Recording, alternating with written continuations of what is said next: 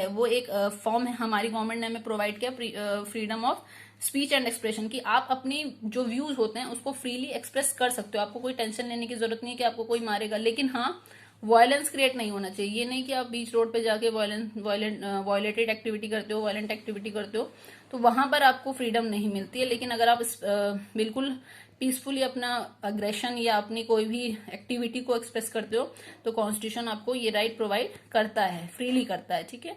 Move freely and reside in any part of the country, you can move from the any area of our country. हम किसी भी अपने area में जा सकते हैं, किसी भी स्टेट में अगर जाना चाहते हो, रहना चाहते हो तो आप रह सकते हो, ठीक है। फॉरेन कंट्रीज की बात नहीं हो रही है, स्टेट्स की बात हो रही है, एरियाज की बात हो रही है in Indian aspect. Third one is right to practice any profession, occupation और बिजनेस। यहाँ तक कि आज अभी के बच्चों पे या हमारे पास इतने राइट्स है कि हम अपने ऑक्यूपेशन, अपने प्रोफेशन और अपने बिजनेस को भी सेलेक्ट कर सके। कोई भी हमें इसके लिए सेलेक्ट करने के लिए मना नहीं करता। This is the it is included in your right to freedom. ये हमारे राइट टू फ्रीडम में इंक्लूड है। क्या क्या इंक्लूडेड है? First of all, you can move freely from any part of the country. अपने देश के किसी भी कंट्री के किसी भी एरिया में आप जा सकते हो, रह सकते हो। The second one is that right to practice any profession, occupation and business. किसी भी टाइप का प्रोफेशन हो, किसी भी टाइप का बिजनेस हो, किसी भी टाइप का ऑक्यूपेशन हो, आप अडॉप्ट कर सकते हो विदाउट एनी हेजिटेशन और विदाउट एनी टेंशन, ठीक। And the third point is freedom to speech and expression. आप एक्सप्रेस कर सकते हो अपने व्यूज विदाउट वायलेंस, ठीक है। ये नहीं कि आपको किसी को मारना है। अब पीसफुली अगर कोई काम करते हो तो गवर्नमेंट आपको ये सारी जो थिंग्स हैं वो प्रोवाइड करती है। ये सारी जो बेसिक नीड्स हैं वो प्रोवाइड करवा सकती है, उनको कोई प्रॉब्लम नहीं होती है। The third one is right against exploitation. Right against exploitation का मतलब होता है कि अगर आपको कोई एक्सप्लॉइट कर रहा है, आपको कोई परेशान कर रहा है, आपको कोई मेंटली टॉर्चर कर रहा है या फिजिकली परेशान कर रहा है, तो आप उसके अगेंस्ट कोई भी एक्शन ले सकते हो। उन कोई भी एक्शंस में first of all prohibits human trafficking. मतलब ह्यूमन बीइंग, अगर आपने देखा होगा कि लोग सीरियल्स में देखते होंगे, क्राइम पेट्रोल या सीआईडीज में, you can watch there are so many peoples are, और किडनैपिंग्स वगैरह होती हैं। और ट्रैफिकिंग मतलब होता है कि बच्चों को या ह्यूमन बींग्स को पैसों में इधर उधर करना या पैसों में बेच देना या उनसे कुछ ऐसे काम करवाना जो उनके लिए अच्छे ना हो। Next one, prohibits force labour and employment of children under the 14 years of the age. You can watch so many of the children in stall, tea stalls, ठीक है। टी स्टॉल्स में आपने देखे होंगे, there are so many children whose working are there, ठीक है। वहां पे वो वर्क कर रहे हैं। भाई छोटे छोटे बच्चे हैं, 14 ईयर्स से बिलो द 14 ईयर्स होते हैं, उसके बावजूद भी वो काम करते हैं। हमारा कॉन्स्टिट्यूशन इसके लिए कोई भी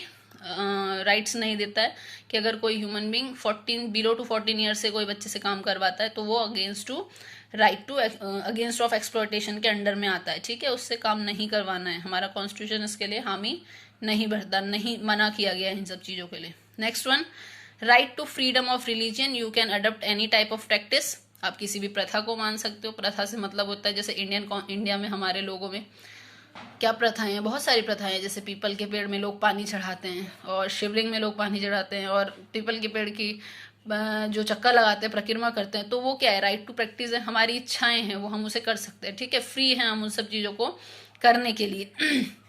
और सेलेक्ट द रिलीजन, अपना धर्म सेलेक्ट कर सकते हैं। अगर आपको मान लीजिए अच्छा नहीं लगता, अपने धर्म में कुछ सही ठीक नहीं लगता है, आप चाहते हो कि क्रिश्चियनिटी में वो है या मॉडर्न्स में मुस्लिम धर्म में वो आपको चीज़ें दिख रही हैं, तो आप उन चीज़ों को फॉलो कर सकते हो, ठीक है। उन चीज़ों को मान सकते हो, उनमें अपना जो बिलीव होता है वो रख सकते हो। तो गवर्नमेंट ने आपको ये सब के लिए भी फ्री किया हुआ है। The culture and educational rights, all minorities, religion और linguistic can set up their own educational institute. सारे माइनॉरिटीज ग्रुप्स के लिए, देखो माइनॉरिटीज पे इसलिए फोकस किया जाता है because constitution think about that कि जो माइनॉरिटीज ग्रुप है उनको उनके बहुत सारे राइट्स अभी भी नहीं मिलते हैं, ठीक है। तो किसी भी रीजंस की वजह से जो भी उनके वीकनेस है उसको स्ट्रांग बनाने के लिए माइनॉरिटीज पे, वर्ड पे ज्यादा फोकस किया जाता है। तो ऑल माइनॉरिटीज, रिलीजन और लिंग्विस्टिक, सारे माइनॉरिटी ग्रुप के लोग, minority means the number of the lower people, ठीक है, नंबर जिनकी संख्या कम होती है उनके लिए बोला जाता है। रिलीजन एंड लिंग्विस्टिक, जिनको जो धर्म के नाम पर माइनर ग्रुप में हो, जैसे मुस्लिम्स एंड पारसीज। और लिंग्विस्टिक, बहुत सारे लिंग्विस्टिक जो कम भाषी लोग हैं, बहुत उनकी जो भाषा है बहुत कम लोग बोलने वाले हैं, उन लोगों के लिए अगर वो अपना एजुकेशनल इंस्टीट्यूट ओपन करना चाहते हैं तो वो करते हैं, जैसे मुस्लिम्स मदरसे वगैरह में पढ़ाई होती है उनकी, तो उनको एक छूट दी गई है through constitution, then you can establish your institution and you can set up your education there, ठीक है, वहाँ पे आप अपना एजुकेशनल सेटअप स्टार्ट कर सकते हो। And the last and the most important, right to constitutional remedies means every citizen allowed to move the court if they believed that any of their fundamental right have been violated। देखो, अगर हमें लगता है कि हमारी needs, basic needs को हमारी according to needs जो हैं वो प्रोवाइड नहीं कर रहा है कोर्ट, मान लीजिए कोई अभी इन नेक्स्ट स्टोरी में आपका या नेक्स्ट चैप्टर में आपको बताया जाता है कि अगर किसी, आपको मैं बता ही देती हूँ कि मान लीजिए कि कोई न्यू मैरिड कपल की शादी होती है और जो लड़की एक लेडी है उसे किसी भी रीजन से उसने सुसाइड कर लिया है, तो सुसाइड करने के बाद जो लड़की के पेरेंट्स थे वो उस फर्स्ट ऑफ ऑल कोर्ट में जाते हैं, लोअर कोर्ट में आपने पढ़ लिया, अपने देख लिया था, supreme court, higher court and then lower court, ठीक है। सबसे पहले स्टार्ट होता है लोअर कोर्ट से, तो लोअर कोर्ट से जैसे स्टार्ट हुआ केस, तो लोअर कोर्ट से स्टार्ट होने पर जो माना गया है कि लड़की को इतना फोर्सफुली टॉर्चर किया गया था फॉर डाउरी सिस्टम,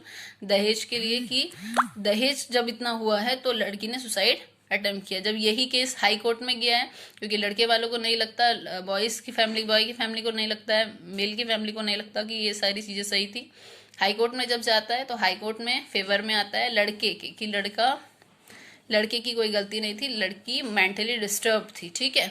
अब जब लड़की की फैमिली को फिर कुछ ऐसा सेटिस्फैक्शन नहीं मिल रहा है, अब वो लास्ट में इन द फाइनल सेशन वो जाते हैं सुप्रीम कोर्ट में, एंड देन सुप्रीम कोर्ट, देखो ये बात याद रखो, जो सुप्रीम कोर्ट जजमेंट देगा वो हाई कोर्ट को माननी पड़ती है, और जो हाई कोर्ट जजमेंट देता है वो लोअर कोर्ट्स को माननी पड़ती है। जैसे हमारे हम आपको गाइड करते हैं तो आपको नेसेसरी होता है, हमारे सीनियर्स हमें गाइड करते हैं तो हमारे लिए वो नेसेसरी होता है कि हमें वो फॉलो करना है।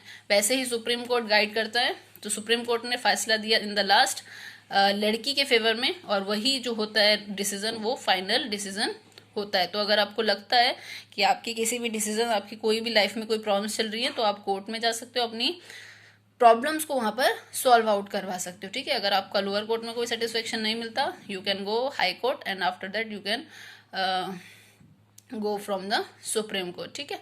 तो आप सुप्रीम कोर्ट में जाओ, आप हाई कोर्ट में जाओ, अगर आपको जस्टिस की चाहिए, ठीक। तो all citizen to move the court if the believe they an that any of their fundamental right have been violated, कि आपके फंडामेंटल राइट्स में, चाहे वो राइट टू इक्वालिटी हो, राइट टू फ्रीडम हो, आपको नहीं लगा कि ठीक नहीं थे, हमारे साथ गलत हुआ है, तो आप सुप्रीम कोर्ट की हेल्प लीजिए, आप हाई कोर्ट की हेल्प लीजिए, और आप लोअर कोर्ट की हेल्प ले सकते हो, ठीक है।